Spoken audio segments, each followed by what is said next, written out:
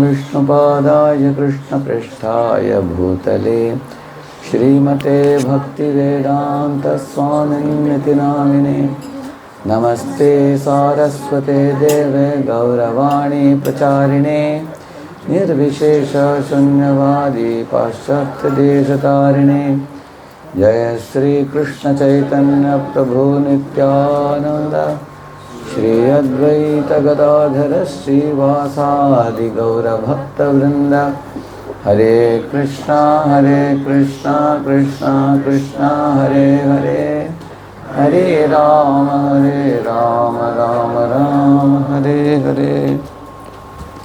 Very happy to be here at the Bhakti Hall, Bhakti Garden. Such a beautiful soothing kirtan we all participated just now. Can be brought down, I think this one. Yes, full. Yes, that much. Perfect. So thanks to Keshav Priya Prabhu for offering me this opportunity to share something. Let me share a short story with all of you, after which I will recollect what we grasp from this story. Once upon a time, 3 friends went to a forest and they were thinking of returning back by afternoon. But then they got stranded in the middle of the jungle till 2 o'clock or 3 o'clock. They were pretty hungry. So they sat down under a tree. It was all thorny bushes in the forest. One of them said, I will go and figure out if we can get something to eat. So he got up and walked a little distance and he found a large mango tree filled with a lot of mangoes. And he was amazed. Look at this, in the middle of the jungle, God is so kind. He has kept a mango tree for all of us to get the mangoes to eat. So he expressed his thanks to God. Then he thought, should I pluck the mangoes, or if there are any mangoes fallen to the ground, I may pick them up without having to hurt the tree. So he looked around and he found many mangoes lying below. He picked up some of them, washed them, offered to God with thanks, and he ate the mangoes. He thanked the tree, thanked God, and then in his mind a thought arose, I should do something in return. If you take something from someone, we also should give back something also. So then he dug the ground and put the mango seeds and buried them and gave some water to that. And then he told the mango tree, here your children will be born in future. They will come up as more mango trees. And then he cheerfully, happily left that place and went to his friends and told them, dear friends, you have nothing to worry. Just go straight and take a right turn. You will see a large mango tree. Eat mangoes to your heart's content. And then the friends, one of the second friend got up. And then he went to the same spot. But as soon as he saw the large mango tree, he tore down 2 branches and he put it on his shoulders and he fled to the nearby village saying that I'll make a great money out of this. I can sell some firewood, I can also sell the mangoes, I'll become a rich man. He didn't return back to his friends, he didn't thank God or the tree. All he thought was how I can convert this into money. Then the third fellow came to the same tree. When he looked at the large tree, he became envious. He said, when I had a small mango sapling, I was watering it, I couldn't make it so big. How in the middle of the jungle this tree could grow so big? He said, I should cut down this tree. Such a envious thought came in his mind. Then he looked around to pick up some mangoes to eat before he would do the harmful act which he wished to do. Then he picked up a mango, which was orange in one color, orange color one side and green color other side. Have you seen mangoes like that? Yeah. They are not good quality mangoes. He ate that and immediately spat it out and cursed the tree, saying that look at your fruits, how horrible they are.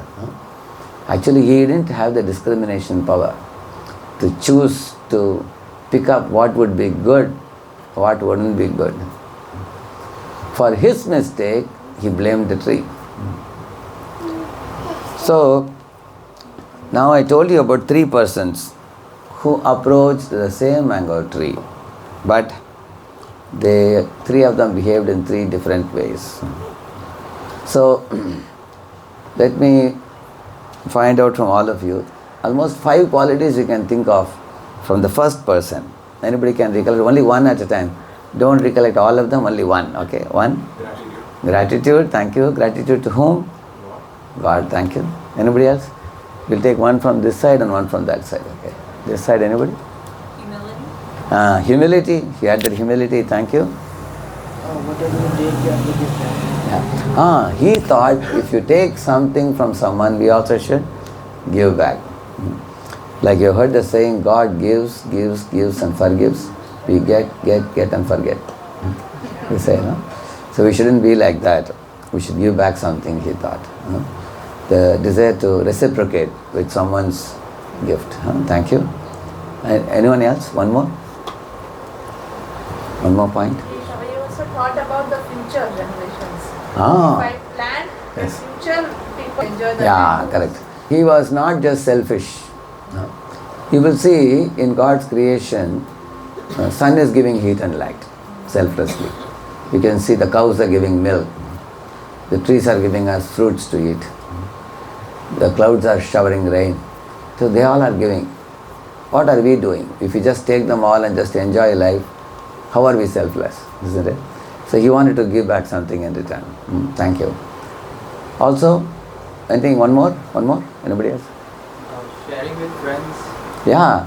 He came back and told his friends because he was anxious that his friends are waiting also. They are hungry. I should give them a piece of information which will help them. So he is helpful. He is grateful. He is humble.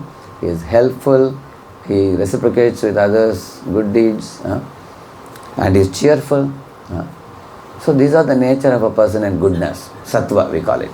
The person in Sattva Guna. And the second person, what did you observe in him? Anybody?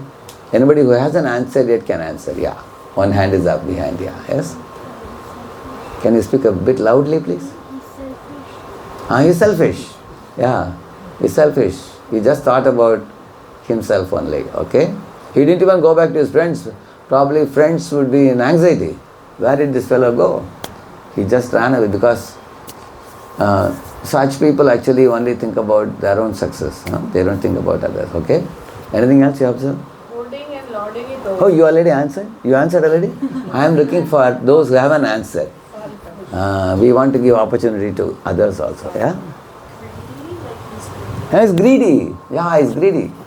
He is greedy. He is not just eating a few mangoes. He wants to take a lot of mangoes from the tree and tear down the branch and also go and take it and make a lot of money. He's pretty greedy. You are right, yeah. Yes. Anything else? Yeah? Accumulation in the shortest possible. Accumulation in the shortest possible time. Srila Prabhupada gives an example. If you keep a sack of rice in a village, a sparrow will come, eat a little bit and go away. A dog will come, take a little bit and go away. But if a man comes, he will take the whole sack. And he will also look for more sacks. He says, what you said is true, yeah, accumulating. Yes. Anything else? Anyone else? Yeah? Sounds like he was a little psychopathic, wanting to cut the tree down just because he had a hard time in his youth. Oh, that is the third fellow. I am still in the second fellow. My apologies. No problem. We'll come to the third one very soon. The second, anything else you want to add to the second one? One is he's selfish, he is greedy, and he is also injurious. He is tearing down the branches, not caring for the tree, and he is not thankful. Using violence. Yeah? Violence, yeah, he is also violent. for the sake of achieving his own ends, he won't mind climbing the heads of others if need be. So violent also, yeah, that's true. So that's the second one. And the third one, yes Prabhu, now we can say now, third one. Psychopathic. Yeah. Yeah. So you explain what it is? It derives pleasure from doing harm to other, who Yeah. lacks empathy. So anybody else can tell me what is the difference between sympathy and empathy? Anybody else? You answer? I didn't answer it. Yes. Sympathy means, Prabhuji, just to show some favor, just a sentimental support. But empathy means not just saying, but also endeavoring a person to so that he or she can do better in his life. That is more very clear-cut definition I am looking for. Sympathy Yeah, means she answered, I think. Yeah, you didn't answer it. Yes. sympathy means to feel sorry for other person. To feel sorry or feel pity for other Pity, person. Yes. it's a lower emotion, but empathy vibrates on higher level. You feel the pain of the other person. And You can feel the pain of the other person, and you can see the perspective of others from their angle of view. Say, for example, if I draw a 9 like this, from my side I see only 9. From your side, what do you see? 6. If I have to see 6, what I have to do? I have to turn around. I have to come to your side. Switch And I have to see from your angle, then I will see 6. From my side, I'll always see 9, isn't it? So for every truth, there could be 2 different angles. So empathy means to feel the perspective of others. So when he is tearing down when you want to kill the tree, he doesn't have any empathy, as Prabhuji rightly said. He doesn't care about the feelings of the tree. He is willing to hurt others for his own satisfaction. That's true. Violent.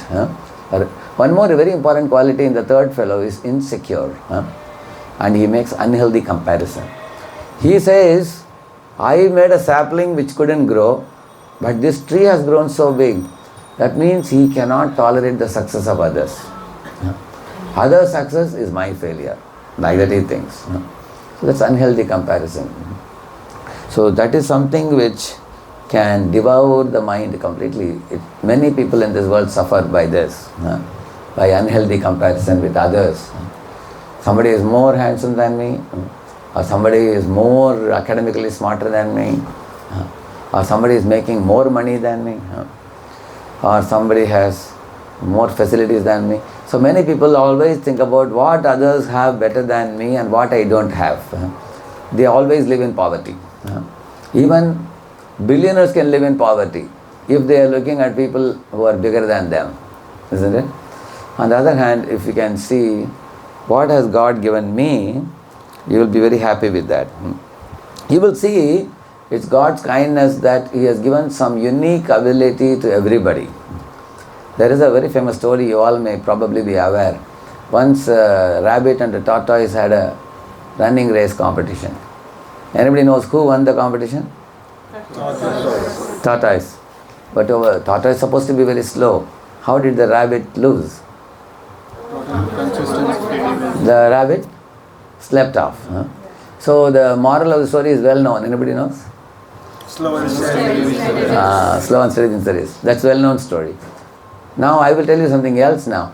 The fast and consistent will always be ahead of slow and steady. In case the rabbit did not sleep, who will win? Who will always win? Correct, isn't it? So now the tortoise can feel insecure that I will never win in my life, and rabbit will always win. So he will always get ahead of me. So then he may think, how can I pull his leg? Or how I can make him defeated? That kind of thought is called insecure thought. Correct, no? Rather, the tortoise thought differently. From the tortoise we can learn a very good lesson. What the tortoise did, he suggested to the rabbit, let us have the goal post ahead of the river. And tortoise didn't think at all about it. He said, okay, wherever you wish you can keep it, I will be the first always, he said. So he kept the goal post ahead, the flag ahead of the river. So as the rabbit ran to the edge of the river, then he realized, I cannot cross the river. So tortoise came slowly, And when it came to the edge of the river, it dropped into the river and it went to the other side. Now who won the race? Now if the flag is ahead of the river, who will always win the race? Yeah. That means this is called as situational leadership. In one situation, tortoise is leader. Like in water, who is the leader? In land, who is leader? And that's what they both understood. God has given each of us our own unique ability. So instead of fighting with each other, let us complement each other. So the tortoise suggested to the rabbit, on land you take me on your back and we will go like that. And water I will take you on my back and we will cross. And then again on land you take me on your back. Then we both, if we complement our talents, then we can achieve the goal very easily. So in our life, you will always see, you may have one ability, your friend may have another ability. We should find out how we can complement. So this society, spiritual society, Krishna conscious society, it actually teaches all of us to complement our talents. Like somebody did such a wonderful kirtan in the beginning. Now I am giving a speech now. Somebody has cooked prasadam. Somebody may be playing mridanga. Everybody can do what they may be good at. They may do. And when we all complement each other at keeping God in the center, that is called Bhakti Yoga. It's a very simple definition of Bhakti. Bhakti means everybody should bring their talent together. One time I was telling, look at these 5 fingers. Are they similar or are they different? They all are different. With this finger you say challenge. This finger is for indicating. This is the tallest of the fingers.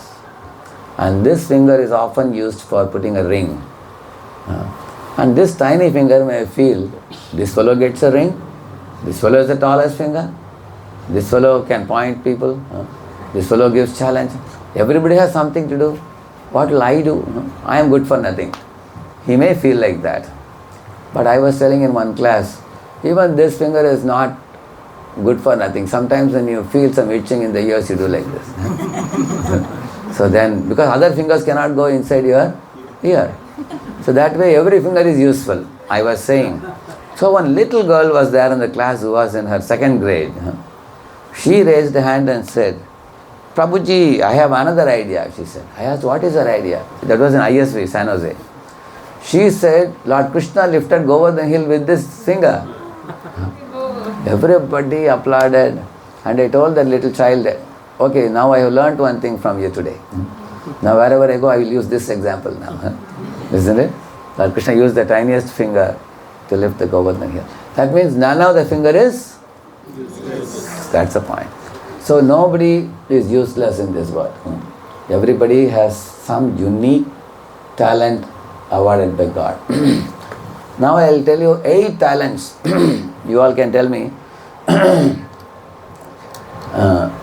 Check whether you possess at least one of these 8. Okay? It's a very simple formula. It's called as SLIMBIL.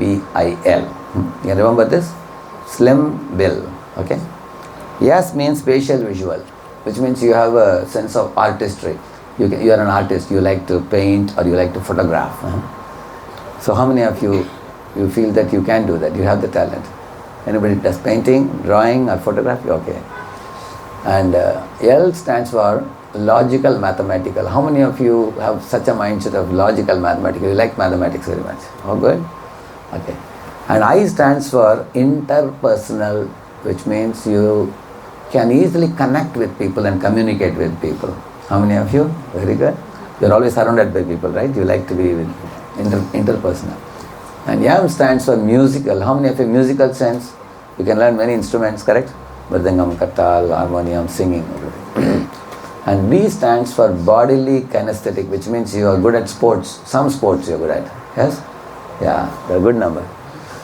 And I stands for intrapersonal. Intrapersonal means you can be put in a room with closed doors. Even for 1 year you can stay provided there are 100 books there. Of course you will get prasadam from the window. Somebody will give you. So, how many of you are intrapersonal? This is philosophical. You can give talks, correct? You are a thinker. And L stands for linguistic. How many of you know more than 4 languages you know? See, there are people, you see, they know more than 4, yeah. They can learn any language. very easily. These are 7. Now they added one more to this 7, which is naturalistic. You are very concerned about environment and eco-friendliness, right? How many of you? You are deeply concerned about environment and eco-friendliness. Yeah, correct. So how many of you raised hand at least for one of the 8? You can raise the hand now. Okay. Is there anyone here who did not raise hand for any of the 8? Anybody? That means you are unaware of your talent yet. Your friend has to tell you. Yeah. Maybe somebody else will identify and tell you. Anybody else? So you will see that this goes to prove that every one of you have some unique ability. Correct, no? So there is no need to feel bad about oneself or pity for oneself as if one is good for nothing. Correct, no? One sage sent his 3 disciples in 3 directions and told them, all of you get me the jackfruit leaf, a dry leaf by evening. Get me some few dry leaves of jackfruit tree. So they all went in different directions and came back in the evening. The first disciple said, he came with empty hand and said the jackfruit leaves are available, but the owner said that he sells them for a cost, because he said he connects those leaves and makes a dry leaf for like a eating plate. He makes a plate and sells. So he can't give it free. He said, you will have to purchase it from me. I didn't have money, I came back with empty hands, he said. Second disciple came and said, somebody else had the jackfruit tree leaf, dry leaf, but they were using it as a fuel in the furnace. So they had a heap of it. For 1 kilo if you want, you have to pay so much, they said. So I came back without getting it. Third one came and said, there was an old lady who was crushing those leaves and making a medicinal powder. She said, if you want these leaves, you have to pay some price. So all of them came with empty hands. Guru laughed and said, look at this. Even a dry leaf is not useless in this world. How can you be useless? And that really hit them so hard before they returned home. They developed a great confidence that no one in this world is useless in God's creation. Everybody has something valuable to offer. And once you have this inner confidence, you know that you are a creation of God, you are a soul, you are an Atma, creation of God. You are endowed with some unique ability and you don't have to compare yourself with anyone else. You are unique. Why do you compare yourself with anyone else? If you compare, that unhealthy comparison is what brings this type of inferiority complex. Like one time, an elephant was walking through a garden and the sunflower laughed at him and said, oh, you elephant, you are a freak, he said. And they laughed. They laughed. And the elephant felt offended. He said, why are you teasing me like this? And the sunflower said, look at you, you have no petals like us. You don't have frills like us. See how we look, how you look. And the elephant looked around and he said, oh, I look like a baldy. I don't have anything in my body. And immediately elephant became very sad and he started crying tears. Because he started thinking low about himself, isn't it? So then, guess what he did? He went and purchased some Fevicol. I don't know whether you call it Fevicol here. What do you call it? Glue, yeah. Some glue he got. What do you call it? So you understood what she said? It's a kind of glue. See, he got a glue and he took the lotus leaves from the pond and stuck lotus leaves all over his body. And came in front of the sunflower and said, now how do I look like? Tell me. Am I sufficiently looking like you or not? And sunflowers laughed and said, oh, you are great. Now you have plenty of frills in your body. But then the elephant found it difficult to walk because eyes were getting blocked. He couldn't see properly. Then he toppled and fell into the lake. When he fell into the lake, all the leaves went off. Again he came back as he was looking before.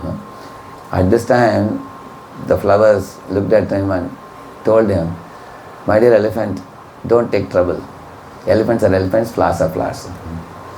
You be what you are and I'll be what I am. In God's creation, everybody is unique. There is no need of comparison. So the third person was making a comparison between his sapling and this mango tree. So he was thinking of violent thoughts, destructive thoughts.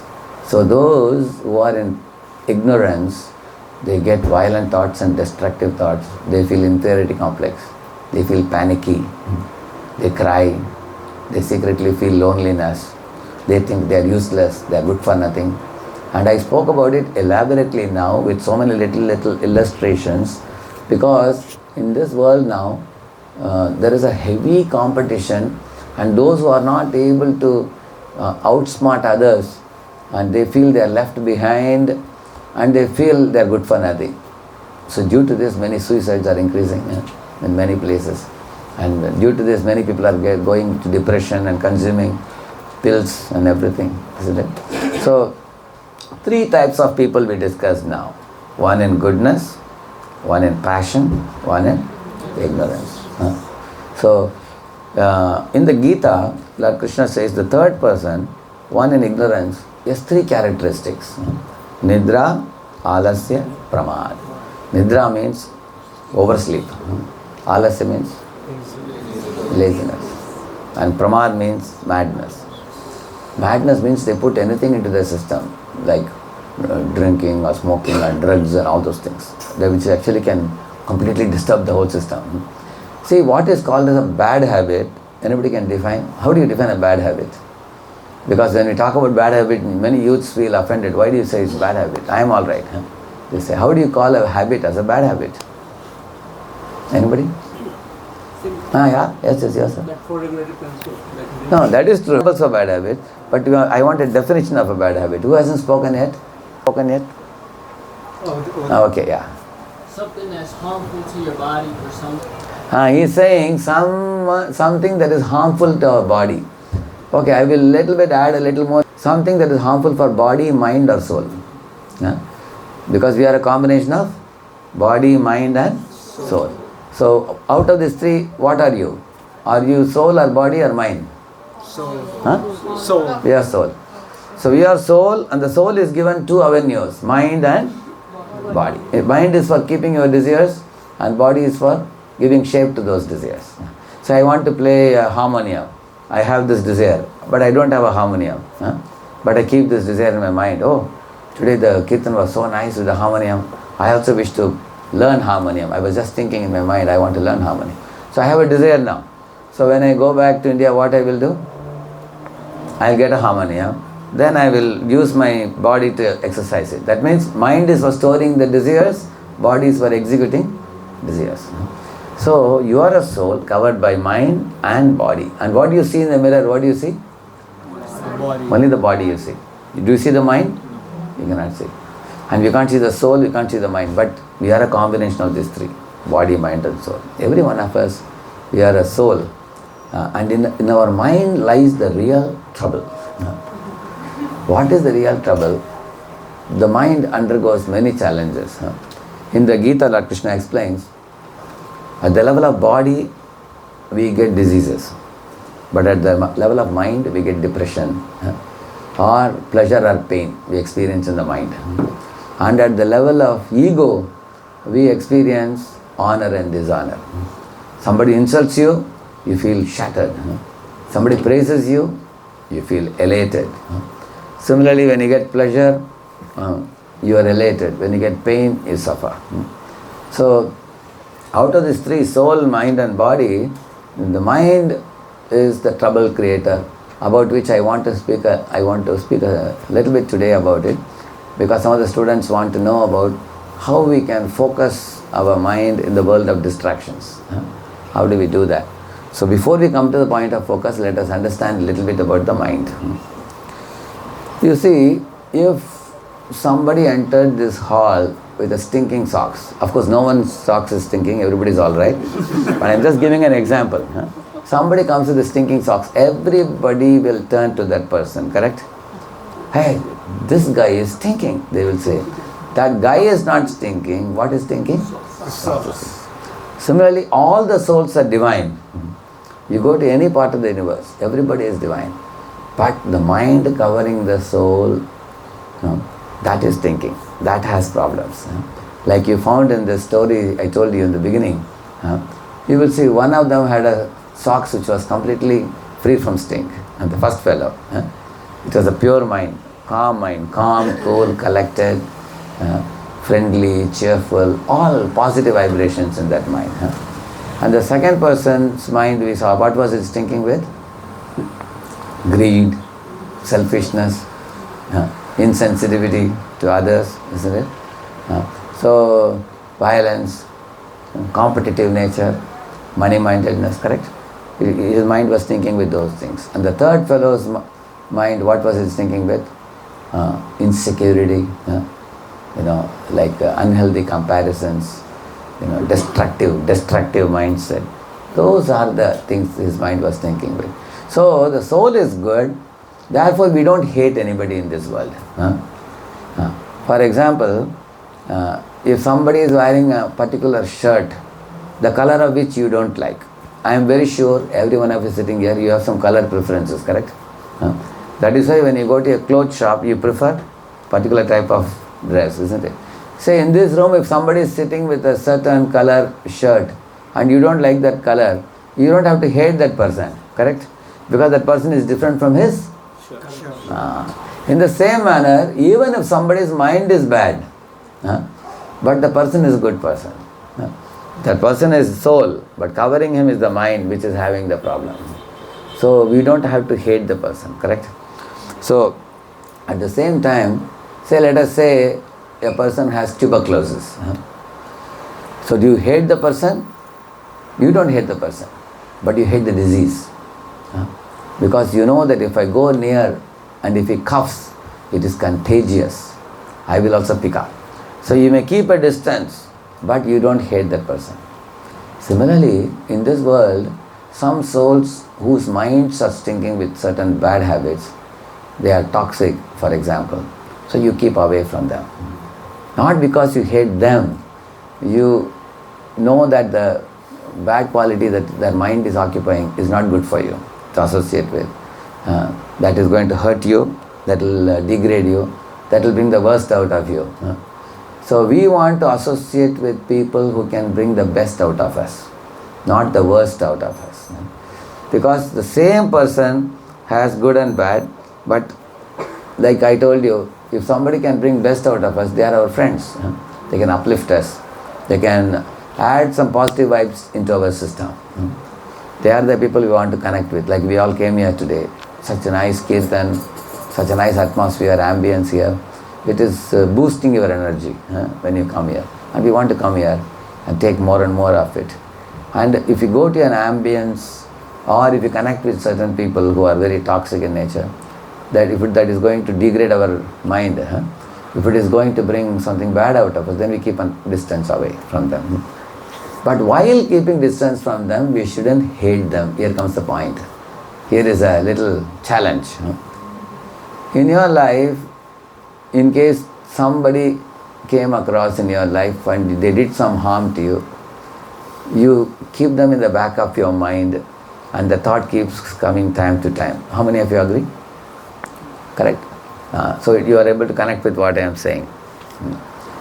Now, why we don't have to hate them? The reason for that is, you see, if a drunkard yells at you and calls some bad name to you, will you take it seriously? You won't. Because why? Because he is not in his sanity. He is not sane now. In the same manner, in Gita, Lord Krishna says, if somebody is drunken in passion or drunken in ignorance, he is like a drunken man. So don't take him seriously. So he is in a drunken state now. He is passionate or ignorant. He is not in sattva. He is not in goodness. You hear it like this, leave it like this. Therefore God has given it 2 years. You hear it this side and leave it that side. Let the dogs bark, caravan goes on. Take it light, take it cool in your life. Then you will not be unnecessarily occupying your mind with that person. He did this or he said this, and you don't have to hate that person. Because by hating someone, we suffer more than them. It is like keeping a hot coal in your hand and chasing behind someone. We are burning our own hands. There is no need to hate. One time I asked a question to 1,000 youths. I asked them, if someone puts fire to your hut and that fellow is running away, will you quench the fire, extinguish the fire in the hut, or you will chase after that person. 90% of the students said they will chase. I was very surprised. Huh? Very amazing, no? How can that fellow run away? I won't leave him, they said. Only 10% said I will extinguish the fire. Then I told those guys, see, if you go to chase after him, he is running away. Maybe it is going to take a long while for you to catch him. By the time your whole house will be burnt down. Then they started thinking, oh, that's true. Then all of them said, okay, we will first put out the fire, then I will chase after that fellow. So in this world you will see, we maintain some scripts in our mind which are very harmful for ourselves. We don't have to waste our energy, mental energy. One doctor says, if you are extremely angry with somebody, you lose that much energy which is required for running 5 miles. 5 miles distance. That much energy is expended when you breathe heavily and exhibit just one dosage of anger towards somebody. You lose 5 miles running energy from your body. That much calorific value is burnt off in your body. Think about it. So Gita teaches you how to maintain a cool head, not to unnecessarily take a burden which you don't have to take. Say you are going in a flight, you can take your luggage and put it on the top, where there's a place for luggage. You don't have to carry it like this always. Why do you have to carry it? You put it in a place where it is supposed to be. Similarly, all your burden, God says, give it to me. Take my happiness and give your burden to me by thinking of me. How easy it is. Probably this is the reason why all the children are so excited about life and they are thrilled and jolly. How many of you have seen children are thrilled and very jolly? Because they have given all the tension to parents. They have no tension. Yeah. They are carefree. You have to purchase something. Do they need money? Who will purchase for them? Parents will purchase. If they get any danger, any trouble, the kid will tell the mother or father and they will do the needful. I saw one kid going to a shopping mall. He was telling the father, Papa, this one. He was showing different items. Father was just picking and putting. And who will pay the bill? He doesn't pay. Father pays, isn't it? So the children know how not to take anxiety, therefore they are happy. And when we become adult, we become morose. Why we become morose? Because we take anxiety and tension on our head.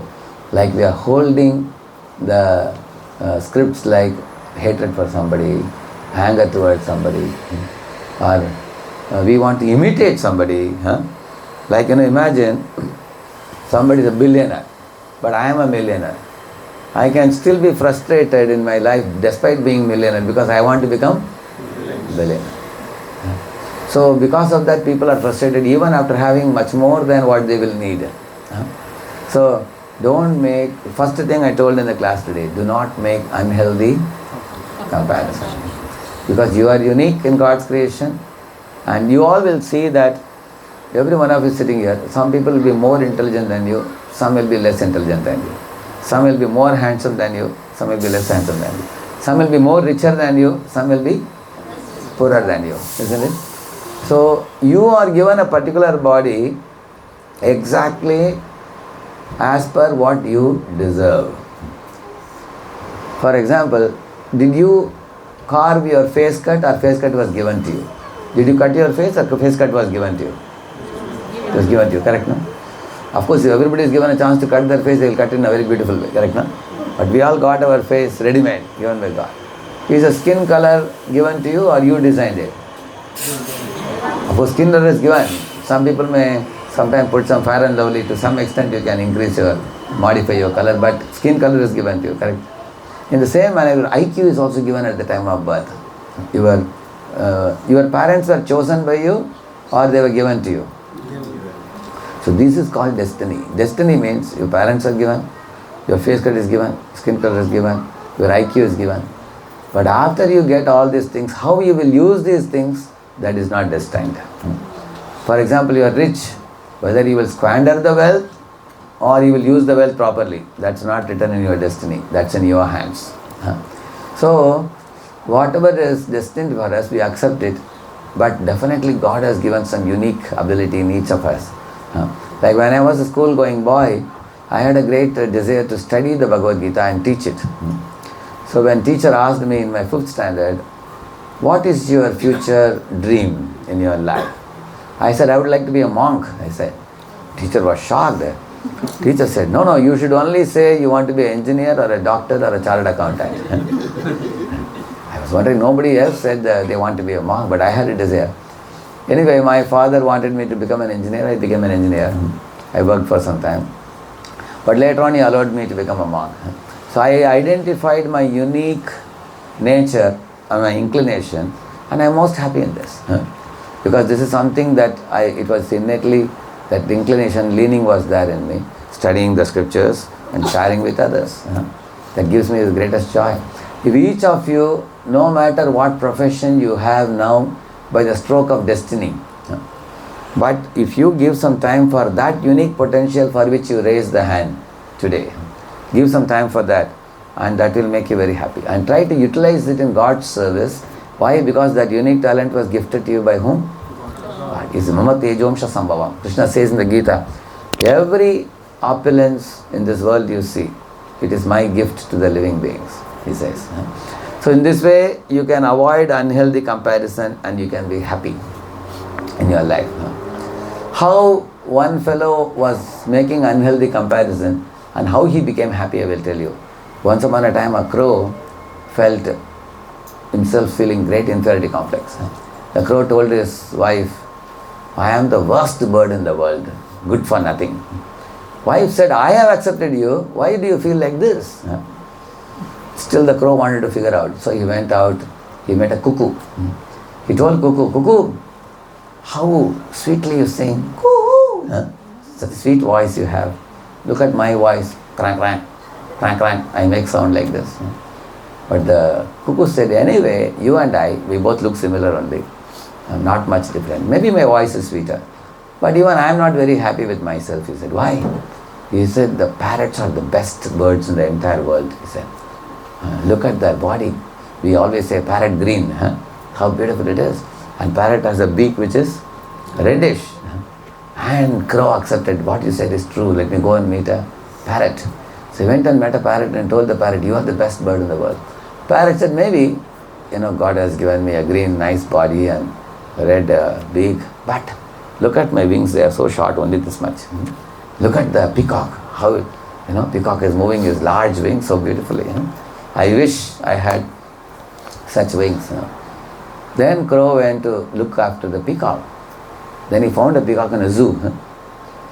And the peacock was dancing and a lot of people are watching the peacock. He went and told the peacock, now I am convinced you are the most beautiful bird in the entire world. And peacock appeared to be morose. He asked peacock, why are you morose?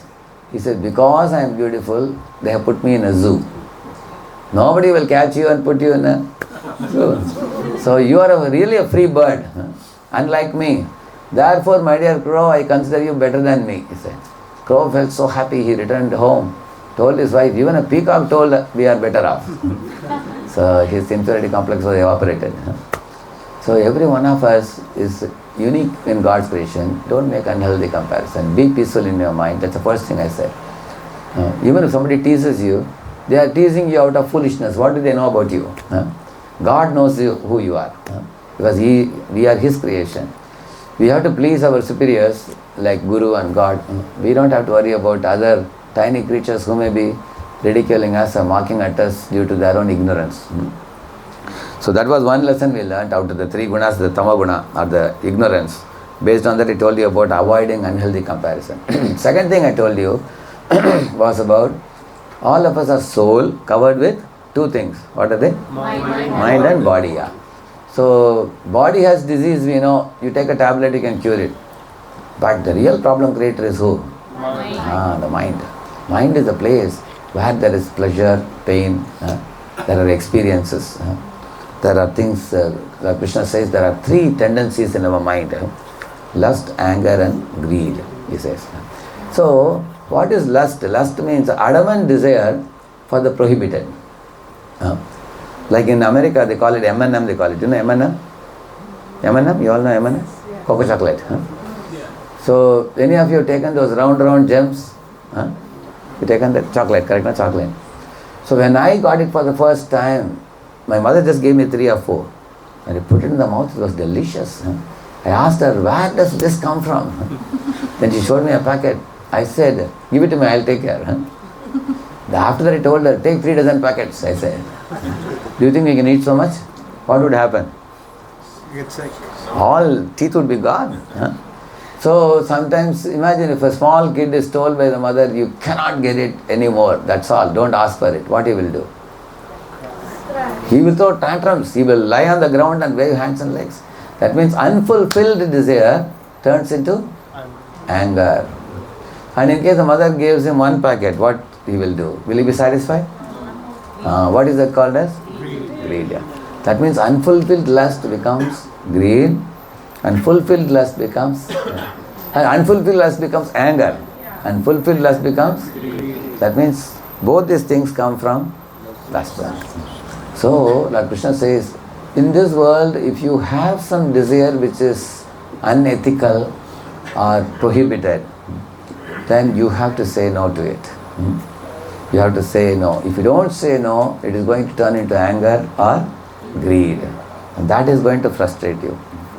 So, I am going to at this time introduce 3 characters for understanding these 3 things. Lust, anger, greed. So there was in the Ramayana, there is Sita and Ram, well-known character, you know. But there was one, what do you call villain in English here? Villain only they call it? Villain? Everybody knows. How many of you know the word villain here? Yeah, they all understand it. Okay. So villain in this Ramayana was Ravana. He wanted to kidnap Sita away, who was Rama's wife. So Prabhupada says that is an example of a prohibited desire. Why it is prohibited? According to the Vedic culture, if a man is married to a woman, they both should live peacefully, loyal to each other, chaste to each other. But if a man wants to catch the hand of another man's wife and take her away, kidnap her, that is considered prohibited. Is that clear? That is called as lust, because Ravana did lust, but Ravana ultimately got destroyed. You will see that. So Prabhupada says lust means the propensity to catch, he says. And then he says anger, the example for anger is one fellow called Hiranyakashipu. How many have heard about Hiranyakashipu? Many of you may be knowing here, correct? Hiranyakashipu, he was a ruler of the entire world. He had one 5-year-old son. What is his name? Prahlad. So he wanted all the people to always glorify him. But his 5-year-old son said, I will not glorify you, Father, I will glorify God. He was a great devotee of God, Prahlad. But the father wanted everybody to salute to him and bow down to him. He said, you my boy, you are not ready to salute me, I will thrash you. So he became angry, he wanted to beat him up. In the name of beating him and killing his son, he himself was destroyed. So this is tendency to beat. And the third one is greed. In the Mahabharata is another great epic. In India there are 2 great epics, Ramayana and Mahabharata. In Mahabharata there were 2 cousins. There were Pandavas, who are virtuous people, and Kauravas, who are vicious people. So one group is vicious group, another one is virtuous group. So the virtuous group was cheated by the vicious group by looting their property. Sometimes it happens in this world, even in a family, correct? People take away your property or something. So this is the third tendency. Due to greed, the Kauravas took away the property of their own brothers. So this is tendency to loot. You all will remember these 3 tendencies? Please repeat. To catch, to beat, to loot. These 3 are the impurities in the mind. We also have these 3 tendencies. And these 3 tendencies cause these 3 people to be destroyed. You can see that. That's why Lord Krishna calls these 3 tendencies as gateway to hell. For example, a man is married to a woman, he should live peacefully. But at the same time, if he looks at another beautiful woman, he thinks, oh, I feel like enjoying her. And that is the tendency to catch. So one has to control oneself. Anybody who is following the path of God, like even you will find all across the globe, anywhere people lead a virtuous life, it is said that certain desires which arise in our mind should be curbed. Otherwise, if we don't curb it, it is not going to come out well. It will lead to complication. So I was telling you the mind is stinking socks. This is why I told you it's a stinking socks. Because of these three tendencies. To catch, to loot and to beat. So any of you felt sometimes angry that you wanted to beat somebody or never felt angry? I am the only one who felt angry. Anybody else? You all have experience of that? Yeah. Of course the degree may be different.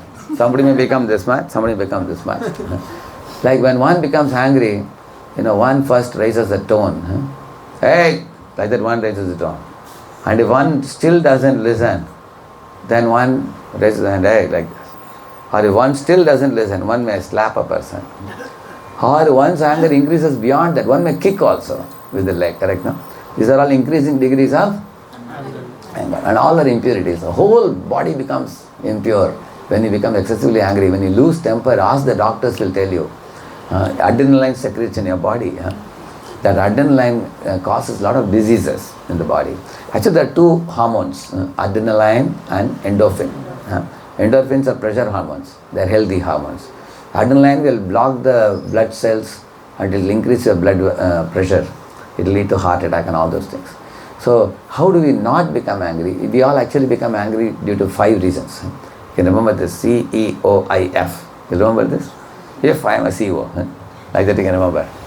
I stands for somebody insults you. F stands for somebody frustrates you. Frustrate means they are testing your patience. They are saying wait. You get frustrated.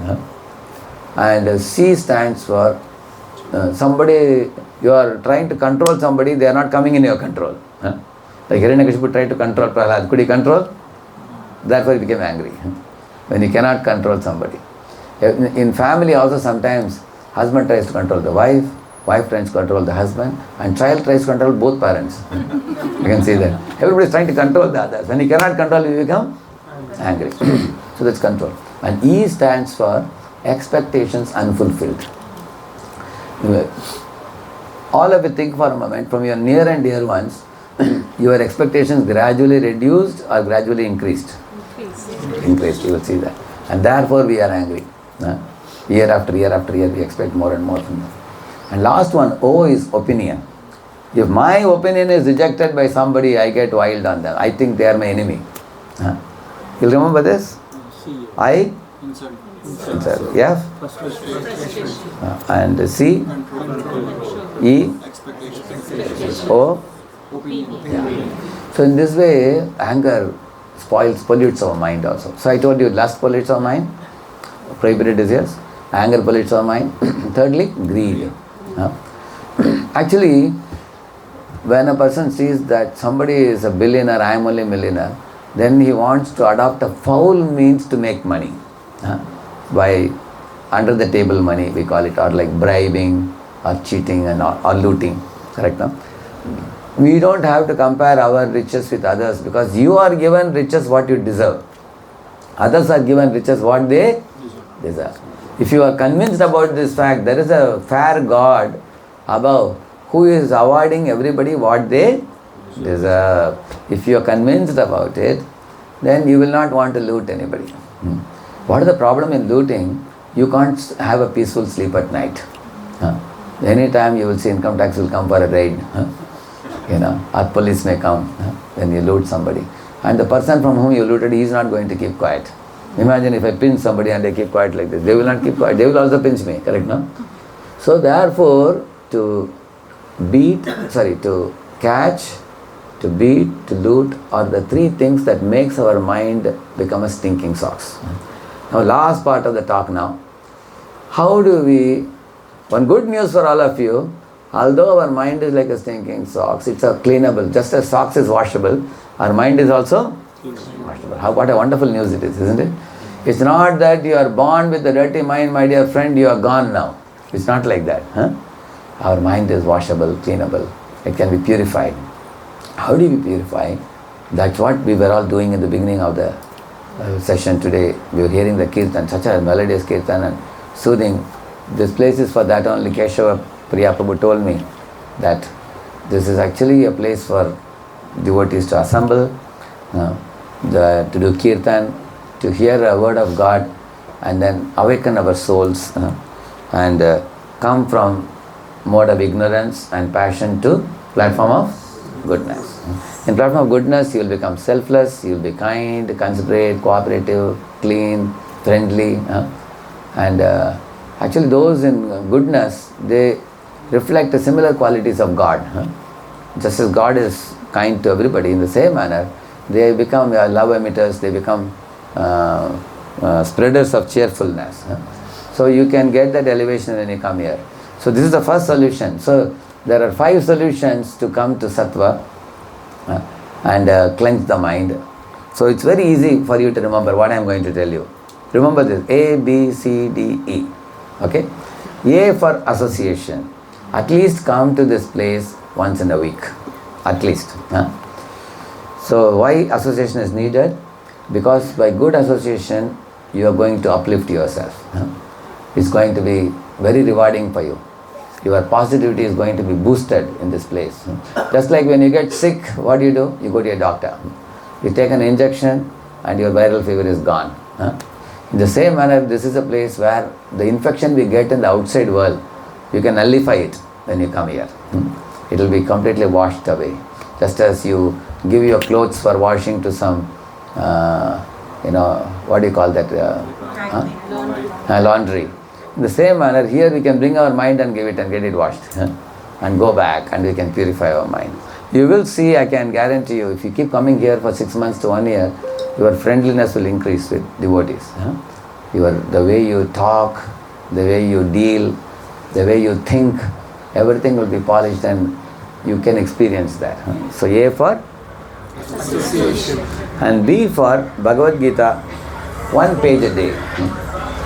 So Srila Prabhupada, that is one of his first gifts here in the West, Bhagavad Gita as it is. So that book is written in a very lucid language, in a universal language, secular language, everybody can understand it. Just read 1 page a day, okay? And C for chanting. So you can have a japa beads like this. You will find this type of japa beads all across the globe. One time I happened to be in an airport. My flight got delayed by a couple of hours. I was wondering, I need a serene place where I can chant my japa rounds. I was thinking. I was going around and I saw a board, a prayer room. I was surprised. Even in an airport there is a prayer room. I was curious. Let me go and see. Is there a temple inside? So I went in. There was nothing inside, just a hall like this. It was a plain hall.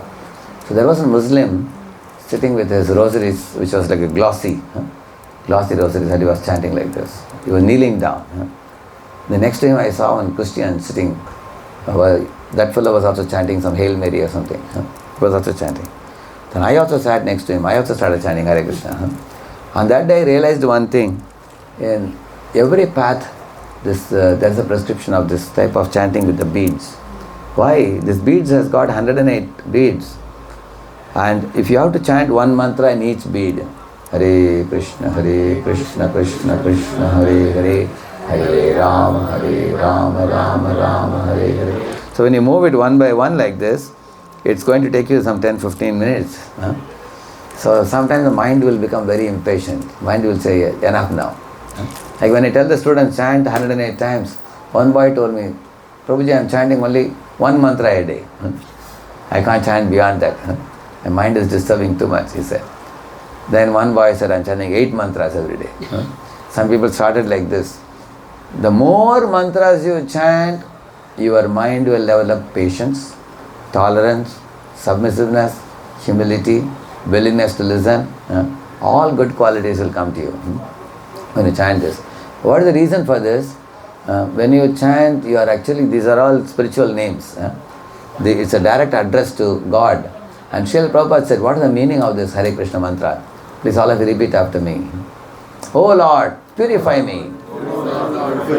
Uplift me. Accept me. So this is what is the meaning, he said. So, oh Lord, I have fallen into this world and I have got a mind around me which is thinking with so many bad qualities, because of which I am suffering myself and I am making others suffer also around me. I want to become a pure child with no blemish. So you can purify me, just as a mother can bathe the child and render the child pure. Similarly, by your mantra I am chanting now, please purify me, uplift me, accept me as one of your eternal associates. That's the meaning of this prayer. So, by this we are getting the help of God. You all have heard about Alcoholic Anonymous and Narcotic Anonymous. So there people say that I cannot give up this bad habit on my own. Therefore I depend on God. They all pray to God. Same manner, all of us know that our mind cannot be washed away by ourselves. But by God's help we can do that. So there is C for chanting. And D for devotional diet. What diet? When does a diet become devotional? You just have to fold your palms, express your gratitude to God for a moment. Just like I told you in the story, the man who got the mango, he thanked God and he thanked the tree also, isn't it? So in the same manner, when you are eating food, you can thank your parents for giving you food, but don't forget to thank the ultimate parent. Ultimate parent is God, because your parents got grocery from that personality. So thank God and thank those who are giving you. So by thanking God with gratitude, the food becomes sanctified. It is sanctioned food and it is sanctified food also. That's a D. And last one, E for engagement in seva or voluntary service. To put up this program, you need help of so many devotees. I am sure somebody must have called you for the event. Correct, no? Somebody is phone calling, somebody is making a WhatsApp group and keeping in touch with you all. Somebody cooked a prasadam in the temple, somebody has transported it, and somebody is, serving it and washing the pots and everything. These are all voluntary service. Similarly, if you liked the Bhagavad Gita, you can also reach it out to your friends. That is also one type of service. Transferring this knowledge to other people and benefiting them also. So you all will take home these 5 things. A for? B for? Bhagavata, how much I told you? 1 page. At 1 page a day. And C for? How much? At least? 108 times a day. And D for? And just thank God with gratitude. And E? Perfect, yeah. So this is a solution. So if you do these 5 things, your mind is going to be purified, and purified mind can very easily focus on one thing. When it is calm, cool, collected. Just like you all have seen a computer, if virus enters into a computer, 2 things happen to computer. One is the computer goes like this, it's hanging. You've seen that? Or the computer goes crazy like this. You've seen that? It opens any file which you never asked him to open. How many of you have experienced that? In computer, you've seen that? Similarly, when viruses like lust, anger, greed enter our mind, 2 things happen. Mind is also hanging like this. That is tamaguna, we call it. Ignorance. In ignorance it hangs. In passion it goes hyperactive. So Prabhupada said, if mind is hyperactive, you go crazy. And if mind is hanging, you go lazy. So we don't want to be lazy, or we don't want to be crazy. So we want to come to sattva, and in sattva your mind is calm, cool, collected, peaceful. You can be a well-wisher of all living beings, keeping God in the center of your life, and you can be focused in your tasks, and your mind will be like a room which is neatly washed, clean. You will not carry any jealousy or envy or hatred or destructive thoughts or any kind of ill feelings or anything. And such a mind will make you truly happy. We all want to be happy in this world also, isn't it? So thank you all very much for your patient hearing. I can take 5-10 minutes discussion. Is there still time, or is it getting late for you? Anybody would like to say something, can take the mic. Generally, when I finish a program, what I generally do, you can do any of one of the 3. Either you can ask a question, or you can tell me one takeaway point. What was most striking for you today? What you heard? Or you can speak a reflection from your life based on what you heard today. Something you could connect to something to your life, that's reflection. So a takeaway, or a question, or a reflection, okay? From whom we start? I will not pressurize you. Whoever is ready, you raise the hand, mic will come to you. I start from there.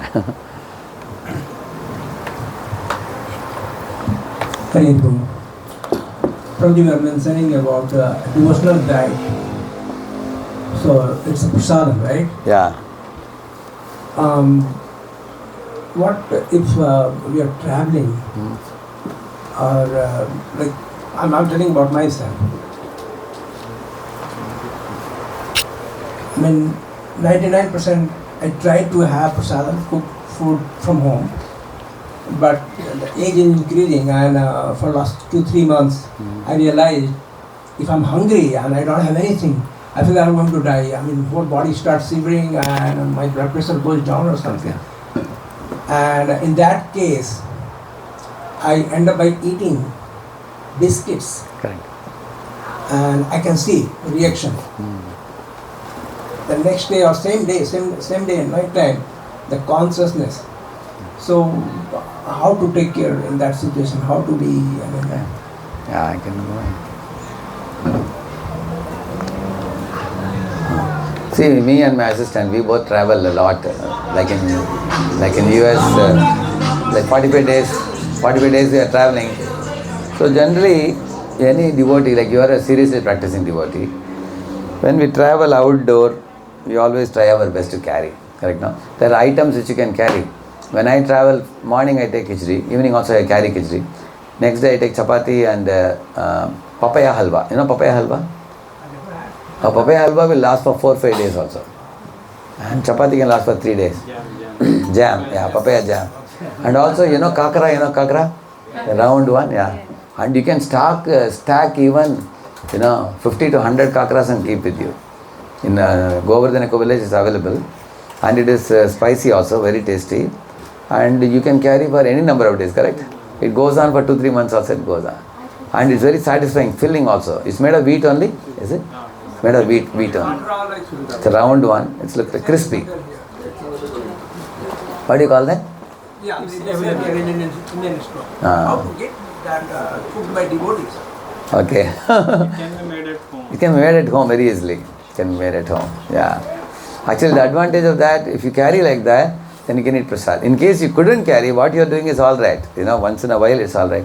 But what I am saying is, if you know well that you are going to travel, if you know in advance, then as a devotee, you should always plan.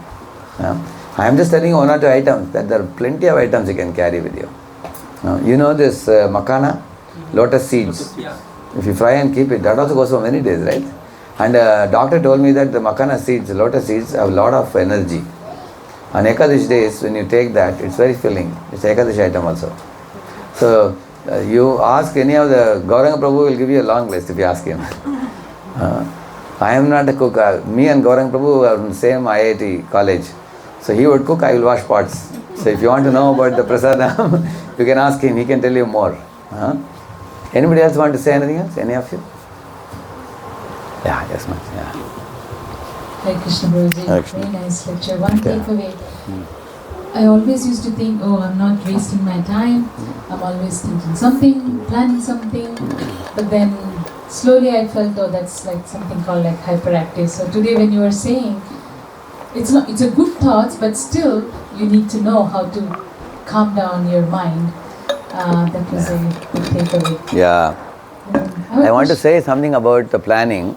See, 3 things we all have to do: plan, work, interact. Say in 1 hour you plan in 3 minutes, 3 to 4 minutes you plan, and 1 hour you work, and take another 3-4 minutes break. Get up and walk a little bit, or talk to somebody. 3-4 minutes, not too long, only for 3-4 minutes. Then you come back and sit back in your work. You can work even 15 hours. You will never get tired. But if you are planning too much and not executing anything, sometimes nothing gets done. Or if you are interacting too much with people, chatting here, chatting there, then chanting remains. You will see that. So too much interacting is not good. Too much planning is not good. And some people keep on working without thinking about, many times they reinvent the wheel, without asking others.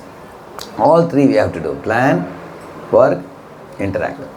Then you will have a very healthy mindset. Another thing, whenever your mind is getting tense, first thing you should do is pause. Put your pause button immediately. Get up from that place. Tell the mind that, there's nothing to worry. God is in control. You are not in control. God is all good. God knows best. Correct, no? The more you are convinced God knows best, to that degree we give the control to Him and we don't give the control with ourselves. And that gives us confidence. Like for example, a small kid with father holding the father's hand, the kid is more confident. But if the kid is alone in the road, it will not be so confident. Correct? Now you ask any of the children, here is a small boy, isn't it? Correct? If he is with his father on the road, he has no worry. But if he is alone, he will have fear, isn't it? Similarly, with God next to us, we feel very confident. And therefore, this is another whole seminar on how do we develop faith that God knows best. Like one fellow was lying in the forest under a tree. He just saw a very big pumpkin and a small creeper. And then he looked at the banyan tree having a small fruit, and he laughed to himself and said, God must be crazy, he said. Such a large tree, he made a small fruit. Such a small creeper, he made such a big pumpkin. Why God made reverse, he was thinking. And then when he went to sleep, one fruit fell from the top on his head. And his head got a big bump, he jumped up. And then he looked in the mirror, he thought, my Lord, if a small fruit can make such a big bump, if this pumpkin fell on my head, I would have died. He thought. So he said, God is not crazy, I am crazy, he said. So God knows best. So put a pause button, take a long breath, and think for a moment, go pray to God, by chant some few mantras, and pray to Him, please give me the good intelligence in this situation, how do I act? Like you booked a flight ticket, by the time you reached, somehow the flight had just left, and you have some very important place to go. Instead of lamenting about the lost plane, you should think about the next plane, correct? No? So how can you think like that? These 3-step process. First you pause, take a deep breath, chant a few mantras, and then pray to Lord for some good advice, correct? Yeah, thank you. Yeah. My question, Prabhuji, when you were explaining the anger part, parental anger is different. Correct. I don't know how to, it's a good intention or a good anger, I don't know how to express in the words, but I just want you to help us. Yeah. See, parents out of love, they become angry on their children. Their goal is to see the children walk the right path and benefit. But one very important thing I'll tell you, when the children are budding children, if we become angry on them, they don't have the power to retaliate back when they are very small. But when they cross 12 or 13, the old impressions turn into animosity. And then that will cause hatred in their hearts, that we were too much controlled or we were too much admonished or things like that, which is not very good. So in order for a parent to avoid that, we have to cultivate something called as detachment. Detachment means you show the right path and provide facilities to the child, but the child is refusing to accept. You can think like this: in my family, one soul has come who is behaving in a way which is much different from what I would want him or her to behave, correct now? So because all these children, souls are coming from various places. Yeah. Like in one family, if there are 5 members, not all these 5 are coming from different places with their own baggage of prarabdha karmas. So we can only give them our good inputs, give them facility, give them a good ambience, and then we should leave it to them. Say you are a devotee, for example. Now you want your children to be devotees. In morning you get up, you do the aratis, you chant, you lit up the lamp, you do seva. Child may see you and follow you. Like Abhay Babu followed his father and we became Prabhupada. But first 10, 12 years children are trainable. But after 13, 14, they listen more to peers. They don't listen to parents after that. So if they are adolescent children you are talking about, adult children we cannot control. The more you try to control, they will say, mind your own business. They will say. Beyond 13, you have to treat them like a sister or brother. Like your son, he will be growing beyond your shoulders. So at that time, they don't like to be controlled. Adolescent children means they want freedom, they want adventure, they want innovation, they want, they want to prove themselves, they want to show to the world what they can do, and they don't like to be controlled by parents. They don't like. So in our ashram also, when people grow up, if somebody has spent 10 years, 15 years in the ashram, we give them a lot of freedom here. Let them commit mistakes and learn. You ask yourself, did your parents give you freedom to commit mistakes and learn, or they controlled you? What do you think? Not controlled. Not controlled. Therefore you love them so much. So if you want your children to love you, you also have to give. But there was a balance. There is a balance. There was a balance. They also controlled us, but they also gave us freedom. Like Yashoda Mata has a stick also, and she gives embrace also to Krishna, correct? No? But the balance should be such that we should not cross the limit in correcting them, admonishing them. There has to be a kind of actually one good thing we can do is to create facilities for them. Like, if they are above 13, identify some of the children in their age group, bring them to home, cook some nice prasad, give them, tell them to do kirtan. Like Prahlad made all his friends into devotees. So you have to identify Prahlad type of association for them. Identify and give them, and you can just watch from a distance, they'll pick up good things. Because right now they may be going in bad association, correct now? So you substitute by good association. That way you will benefit them more than you yourself correcting them.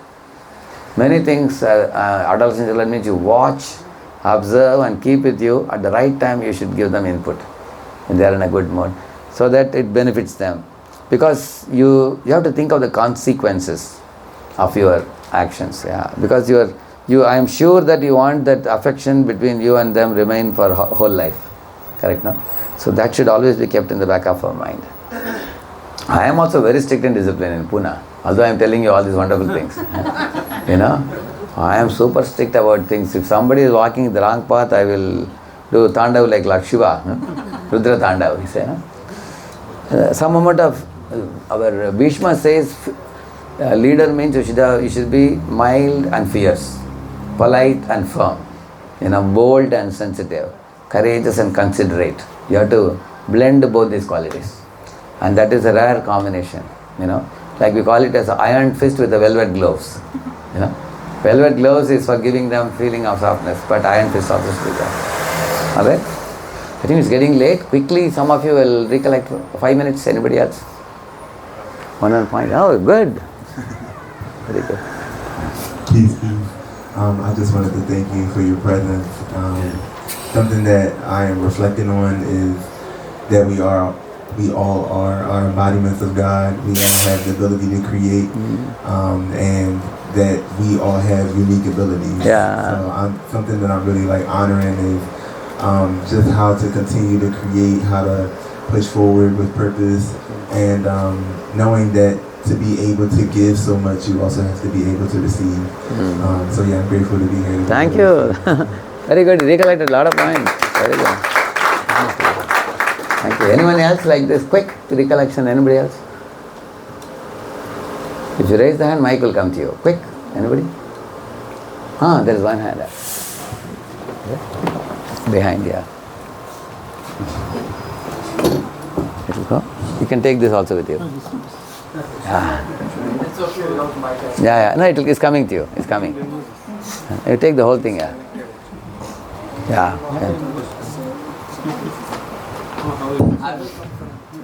it,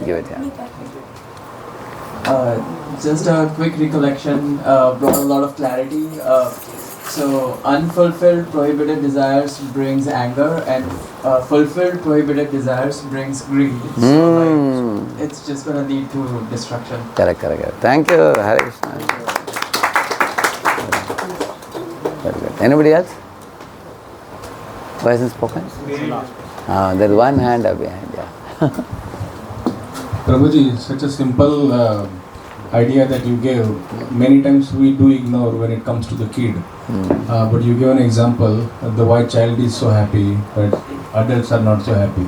The main reason the child give all his attention to the parents, but adult forgot that they have to give attention to the ultimate God, basically. Exactly. So such a simple thought would help us a lot. Thank you. And that we do by chanting. When you chant, then Krishna takes away all your anxiety. Thank you. Anyone else who hasn't spoken yet? Especially one who hasn't spoken should be given the mic. Yes. Please offer my humble obeisances. I like the point of association. I've been coming here for the last almost more than 10 years. And it's a life-changing event. Wonderful. It's really a life-changing. Very Thank good. you so much for Thank the you. association. Thank you. Thank you. Who else? Who hasn't spoken at all would like to speak? Give them an opportunity. Those two, they're sitting, they would like to speak. Ask them.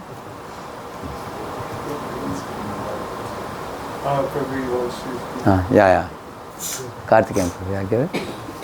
Michael, go there. So lust, greed, and anger, gateways to hell. And I really like the point to catch, to beat, to loot. And to loot. That was really, really nice. And also the comparison story, the crow and the peacock. How we all have gifts. So that was really nice. Thank you, Hare Krishna. Good. Yeah, that's one. Hare Krishna Guruji, thank you so much. I think I'll remember that if CEO point that you mentioned. That was really well. Yeah. And such wonderful, synchronicity that you gave. Thank you. Wonderful class. Thank you. And one question I had, Prabhuji, like when you are in association with everybody, it's very easy to follow things. But when you get into your office life or with other friends who are not so much into say devotional things, how to keep yourself composed there and how to manage in your work environment to have this attitude at the same time continue doing the right thing. If you can please help. You do morning program, right? See, the morning program is like a foundation. Morning program is a foundation for the whole day. Just like any building has a foundation, then you build the building. So in the morning, if you are chanting well, if you are doing the aratis, bowing down to God, read a page of Bhagavad Gita as I told you, your mind is refreshed completely, charged fully. So now you become like a shock absorber. When you go to the office, you get punches and then you can absorb it. Because in the morning you have taken your dose. And then, just like your mobile, imagine if it is 3%, 4% is left, discharged in the night.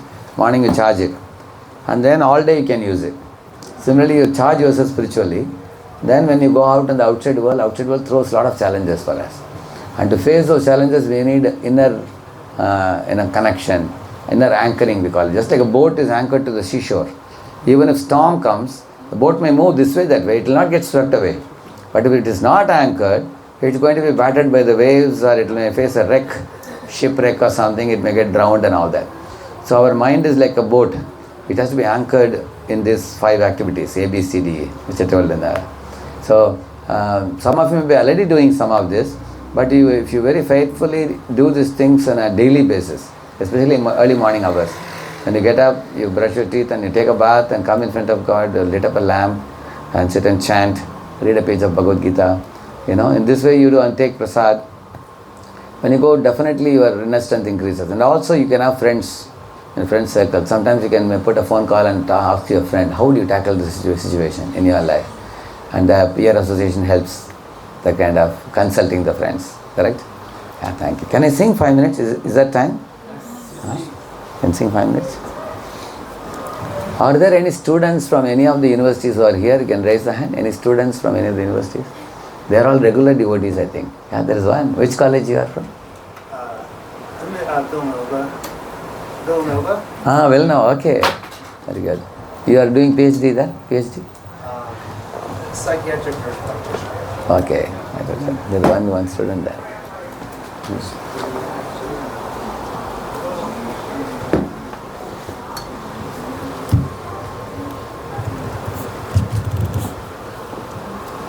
Who is the Mridanga player?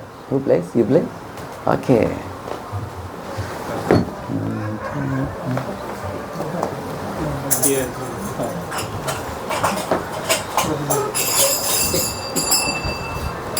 What are the karta?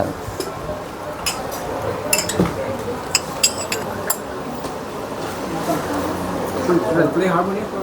You can play harmonium. Please give the harmonium forward.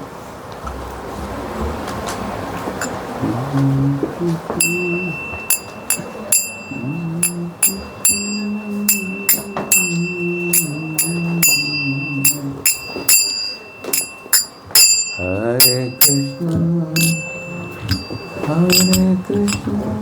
Okay. Hare Krishna. Is it tight?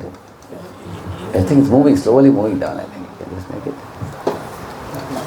Yeah, it's perfect.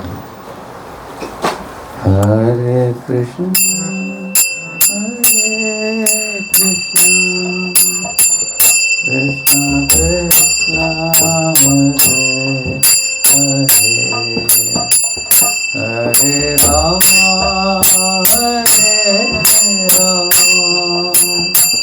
Rama Hare Hare. Everybody together, please.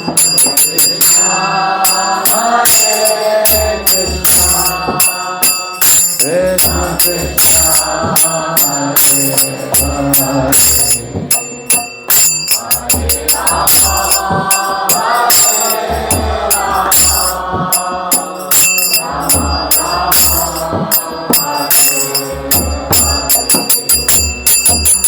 Hare Hare Krishna, Hare Krishna, Krishna Krishna, Hare Hare, Hare Rama, Hare Rama, Rama Rama, Hare Hare, Hare Krishna,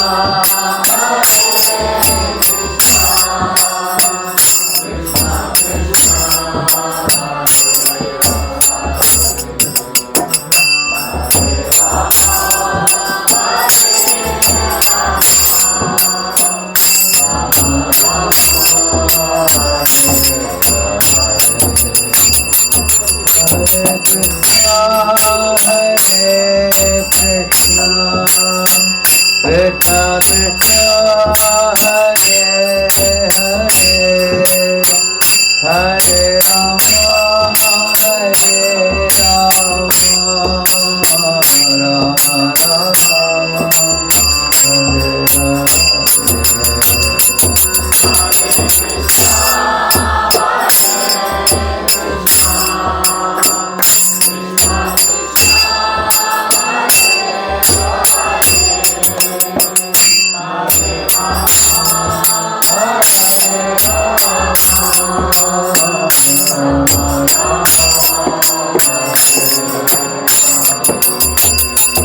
Hare Krishna, Hare Krishna, Krishna Krishna, Hare Hare, Hare Rama, Hare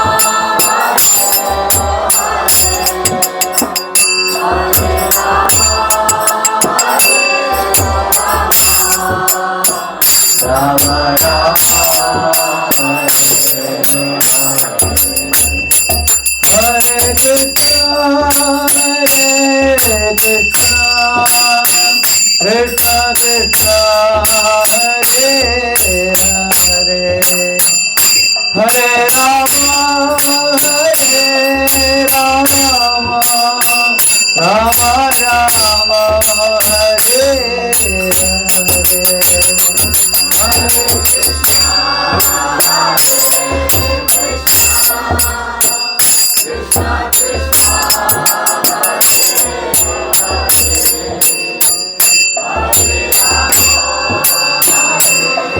Hare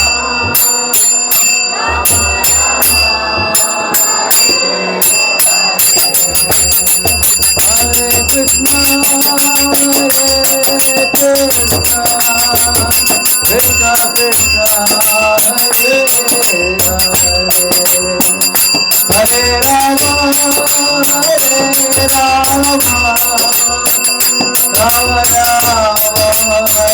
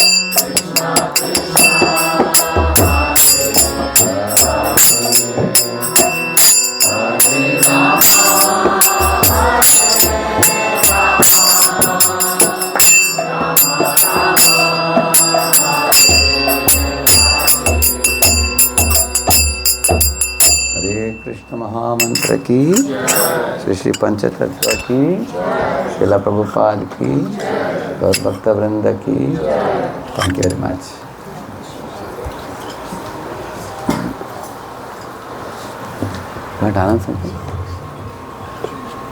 Anand